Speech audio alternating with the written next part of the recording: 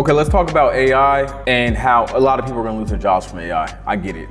I watched this documentary on Netflix the other day and I clearly understand. Now, I thought AI was like Siri, which Siri is a version of AI, but you know how Siri can have you sounding, look, Siri's activated. You know how Siri can have you sounding sometimes. Ask Siri to send a text, but how do you use AI to work for you? The AI tools that I'm currently using, I use Opus Clips. When I have really long form content, it cuts it up. It makes it make sense.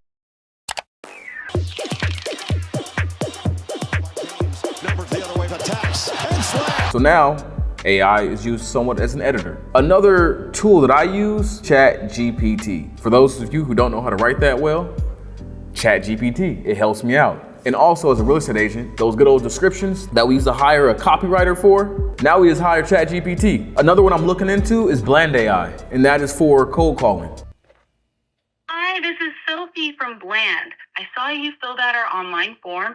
Is now a good time? Yeah, now works perfect. Perfect. Can you tell me a little more about your business?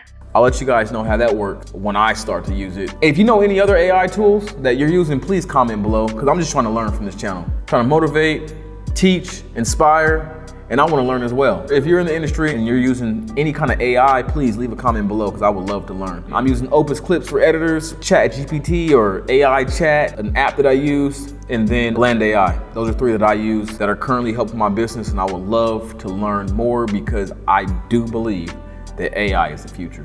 Call Jerry.